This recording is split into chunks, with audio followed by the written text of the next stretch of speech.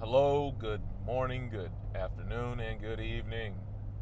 This is Argos Rowe, your host slash curator of House Scorpio, and this is G.R.D. Today's the last day in the truck, at least for a while.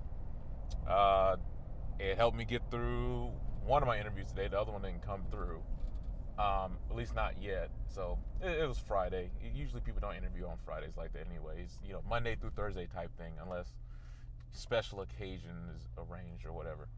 Anyways, the truck's it's still running. I'm going to order the EGR valve next month.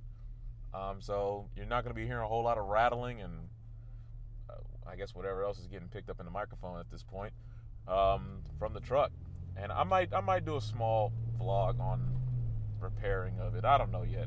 I don't want to inundate myself with so many little different things that I want to do with this channel, especially in this 30-day posting spree I've been on. Anyways, so yeah, like I said, it's running pretty good. It'll be fine for now, and yeah, it'll be a lot quieter in the Subaru for sure. Anyways, I'm rambling. Let me go ahead and talk about interviews real quick. And of course, I said I had a surprise for you, a surprise article about, pertaining to geology. That's coming up in a few moments. And then we're going to get to the horoscope. So that's going to be the three topics. Interviews. My goodness, are they awkward. Now, granted, it could be for me because I've been freelancing for over, maybe 8 years now.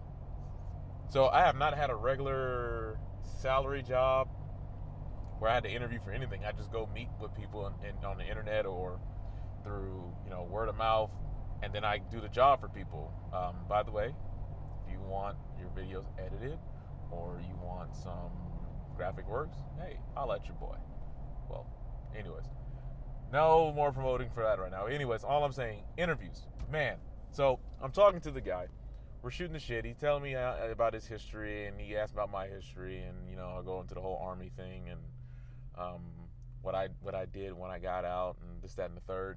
He mentions about how, I thought I was the only person that does that cuts across from freeway exit to on ramp like that.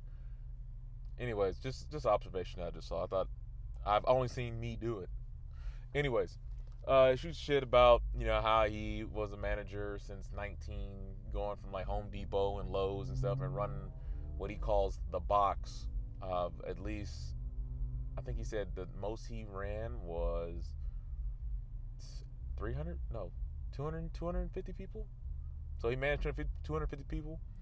And I was saying, so where you're at now, at this infrastructure is like what I'm trying to do. I'm here to do like graphic work as a salary thing. And he's just like, well, since you really don't understand, like this is a small knit operation, so everyone has multiple roles. So I'm like, what do you mean? And this is where it gets awkward. He's like, well, how autonomous? I'm sorry, the person behind me got their music up loud and it's vibrating through here. I'm pretty sure it's getting picked up, without a doubt. That's at least maybe 213s back there, or 215-inch subs. What I was saying, yeah. He was talking about how you manage people, how people at this particular company has to do like multiple roles. So it's not like you're gonna get hired and just be one. You're not gonna be hired and do just one thing. You're gonna have to be able to, multi-role. It's pretty self-explanatory, multi-role. So I said, yeah, that's fine. So he gave me a scenario. He's like, so what have you done outside of like, office work? I'm like, you mean like just general labor? Yeah. He's like, well, I used to operate heavy machinery, high X's, bulldozers, backhoe loaders, scrapers, things of that nature. He's like, right. And it kind of devolved from that point. And it got to the point where he was asking, actually, I don't even know how to transition. It just happened. Wow, now I'm thinking about it. He asked, have you did anything that didn't involve like life-threatening or life or death matters? So I'm like, not really. It's like, this is what the military was. You deal with that kind of sort of thing. You do life and death. It's like, your mortality rate's a lot higher than, any other job that you may come across. I gotta remember, it's Friday on the freeway and people are trying to hurry up and get to wherever they're going. like this Chevy Silverado. Like, he was literally racing me in the carpool lane. I'm like, I got an EGR issue right now. I am not trying to race you. I'm probably burning more gas than normal. Whatever. Let it go. No, I ain't trying to catch a case today on some bullshit. Anyways, the point I'm making is that I guess my my presentation of myself is this kind of like, I've been a freelance, so it's kind of like this do or die attitude. Because like, if you don't work that day and you're freelancing, you're not going to eat. Whatever gas you burnt to get to point A to point B, that's gone. You have to basically secure the deal. There is no, okay, you show up, you still get paid a little bit of something. Now, there have been times where I require a minimal payment up front. Be like, hey, look, if you're going to do this, especially given the distance, like when I was back and forth between LA, oh boy, I'm glad my lady had that fast track thing, because that came in handy. But going back and forth to LA for some work, it's kind of like, well, if I'm coming way out there, that's a roughly 70-mile trip, maybe 80, depending on how deep in LA you are. I need at least 25% down. That way, you're holding up your end of the bargain, and if you decide to bail for whatever reason, hey, I got my gas money back. I didn't lose out too much. I might have lost some. Well, you lose a little bit, but it's like time. At least you got paid somewhat for your time and your effort and your resources that you had to use to go to them. Now, yes, a lot of stuff is done over Skype and things of that nature, but sometimes you have to be in a room with someone, especially if you're editing a video. It's like, you need the director there. Like, I don't know what vision you want. I'm going to edit it how I see it unless you're there. I'm digressing. I'm just giving you the perspective of how I came off in the interview. With that being said, it was very awkward. It went okay.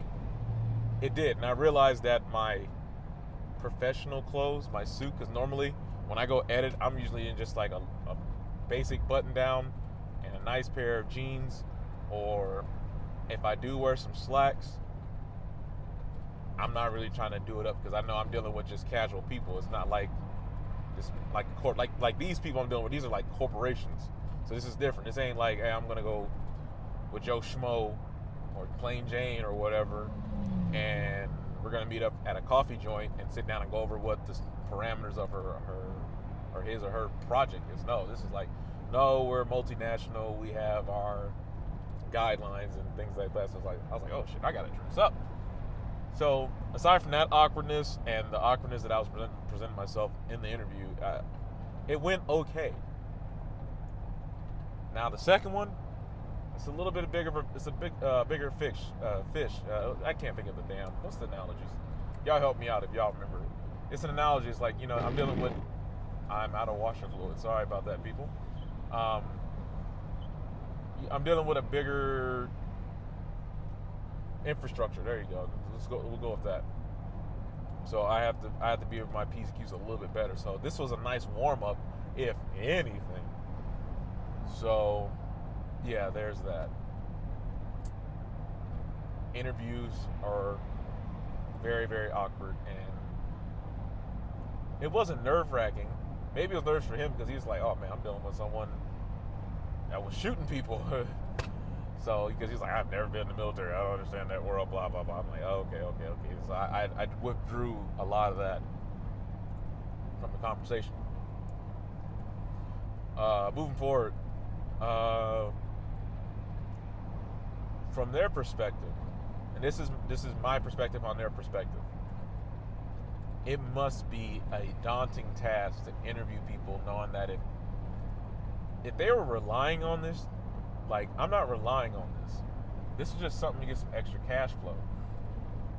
But if someone were relying upon this position, my God, it's like, that is like a nerve-wracking thing. Like, someone else's opinion of you, or their, hold on, is my AC on? Oh no, it's just a vent. Okay, yeah, it's actually quite cold. Their opinion or their likability of you, if they think they're gonna vibe with you, is a huge factor. And it's like, if they don't like you, you don't eat. And if you got a family, your kids are going to be hungry. So it's weird to be in that scenario. It's like it was good. It was good socializing, 100%. 100%. It was good socializing to see just people working like that again. Because I've been a solo operator for so long, and I can work in a team. Just get the job done and go home. It's fascinating because it's like if this person declines you for whatever reason, and this is going outside of the corporate America realm of like racism or anything of that nature. This is just 100% objectivity. If that person doesn't feel like you're a good fit and you were relying on that, whoa. And then to be the person to say, you know what? Again, this is from the perspective of someone who would need this job. Excuse me. Damn, that vent was passing some cold air. Let me close up these vents. Boy, the AC was not even on. It was cold like that. You're looking at this person like, man, I'm basically going to send this person back out in the world starving. Now, it might not be that extreme. Granted, I might dramatize it just a little bit for the sake of this podcast so that you're not completely bored. But in a sense, it still is true. Like, if that person says no, for whatever reason, it's like, man, you're back at square one trying to figure out, I just wasted time, I just wasted resources, because this ain't like freelancing. You can't go to a corporation and be like, well, I need 25% down before I show up. You can't do that. But if you're your own business, you can. You're like, well, you are requesting my services. Here's my guidelines for how I run my business, and here's how I'm going to help you. Can't do that with a corp. Can't do that with a big corp. Not multinational. So that's a daunting. And I hope I'm using that word right because I keep saying it. I don't know. It's just picking up my head today for some reason. Daunting. But it is. If I'm using the word right. On both sides of that spectrum, it's like, damn, they didn't like me, so So since you don't like me, I can't eat? Word, what is this? Or on the other side, like, man, this cat, I don't think they're gonna vibe well with us, man. We can't have them in a company like that. They gotta go, or not even gotta go. Don't hire them.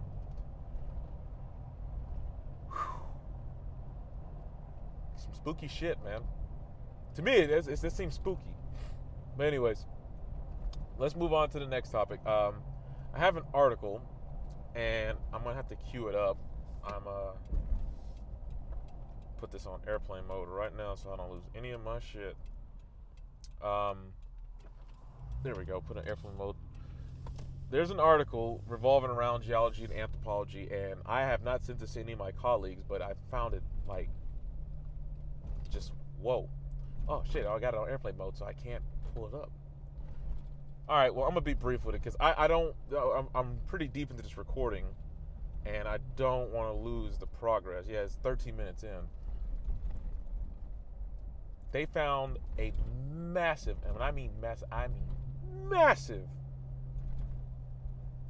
coyote skull, dated to be 10,000 years old. Now, this, I'll pull over. I got my iPad here, and I think I got cellular still on it. Hold on one sec. Let me pull over real quick because I want to talk about this before I get to my destination. And I will be brief about it. Let's pull up in front of somebody's house like that. Okay.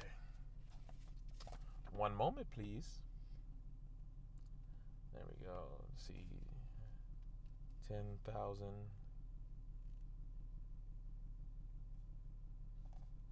Year-old skull.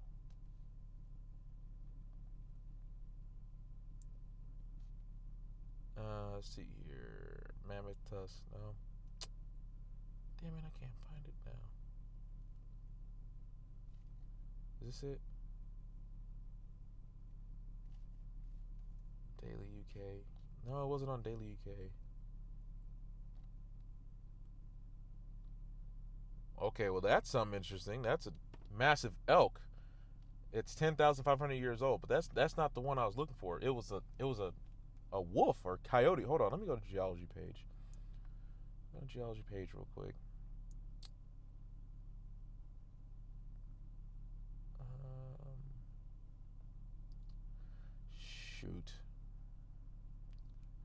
Okay, I'm gonna end the recording here. I gotta find it. Be right back. Good morning, good afternoon, good evening. This is Argos Rowe of House Scorpio, and this is G.R.D. I might sound a little different today. I'm trying some new filter options as I'm recording, and as you might also notice, there's not a lot of road noise. That's part of the processing that I'm doing right now. Plus, I'm also not in the truck. It is down for maintenance, so to speak. So, with that being said, let's get into it. Yesterday, I did record. Oh, crap. Hold on. There we go. Yesterday, I did record. However, I didn't post, and I didn't even do the horoscope yesterday. So, that's going to be another one of these episodes where the horoscope was not done, the recording was done, and I'm going to have multiple uploads today. So, I will be uploading today's episode as well as yesterday's. Now, yesterday, I kind of got sidetracked, like pretty hardcore sidetracked, due to the fact that I hung out with some people, my ladies' people, and then I just fell asleep really after that. I found some articles, but I couldn't find the article about the massive skull of a canine from like 10,000 years ago. I just couldn't find it for all intents and purposes. So today I'll try one more time, but I'm not going to guarantee it because I can't remember what it's called. And there's like a lot of things that are 10,000 years old, and there's a lot of things that have skulls, but this one was particularly interesting because of the way it was preserved. But then again, in the case of anthropology and geology, a lot of things get interestingly preserved in a lot of cases. So with that being said, yeah, today is kind of overcasty. I might just go for a walk with the dog. I haven't hung out with my dog in a while. And that's pretty much it, man. I'm day 15 of this. Alright, yeah, I'm just going to be real. So, I've been real the whole time, but, like, I'm just going to say what's bothering me right now. Apparently, today is my father's birthday, and in the same instance, it's Father's Day weekend, and let's just go ahead and triple down. His brother died, my uncle. Met the man once, so I really don't know him. Really didn't get to know him like that. So, but he's gone now, and it has me thinking maybe I should go visit my dad or something of that nature. But we'll see. I got my own thing going on right now, and I'm taking care of business on my side. So I'm not sure. Well, visiting him would be nice, just overall, I guess. Just be in a different part of the United States again. I guess kind of know some background history about myself, since I'm a half a genetic copy of him, mom, dad, that combination thing. So maybe it'd be fruitful. Maybe it won't. It's a 50-50 shot every time.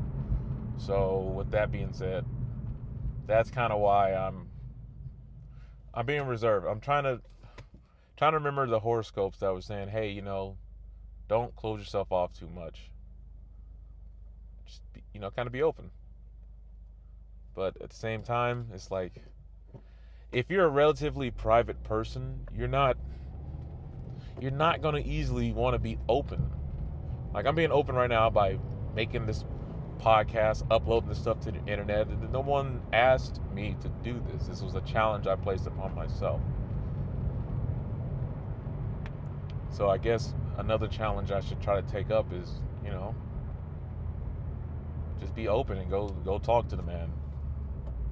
Because I remember when his dad died, he was kind of boo-hooing about how,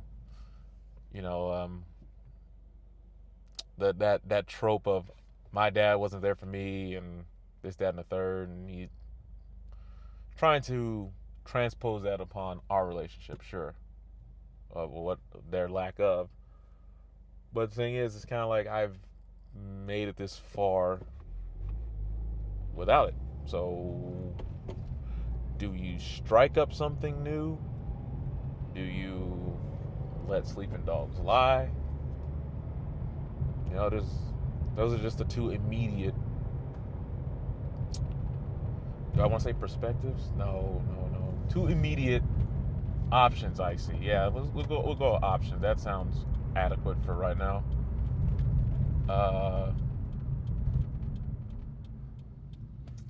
Kind of want to know what my horoscope was yesterday, but yesterday's gone, so it doesn't matter.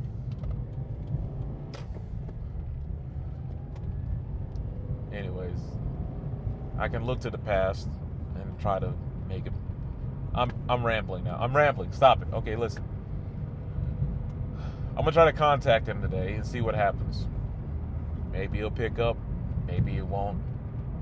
Like I said, it's kind of a trifecta of just fucked upness that your brother dies days before your birthday. It's Father's Day. Whew. It's a lot, man. It is a lot.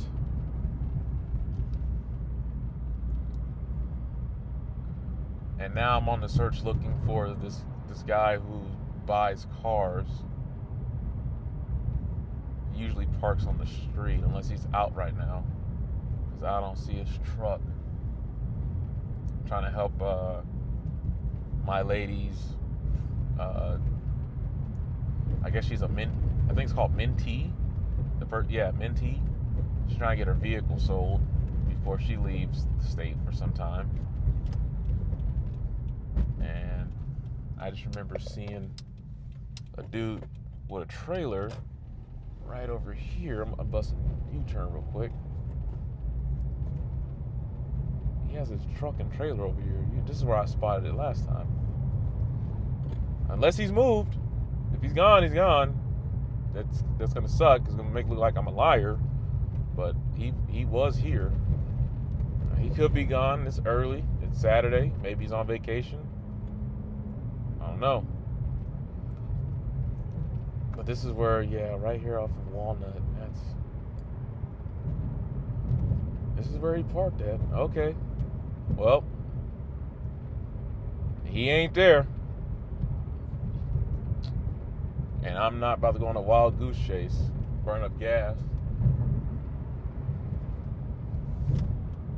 So I'm going to take it back. This podcast has lost all track. My day is actually just getting started at this point, and like I said, woke up to trying to contact my dad, see if he's all right. So maybe I'm dramatizing this more than it needs to be, quite possibly. I'm gonna pause it here for now, and then I'll come back to this a little later. So, yeah.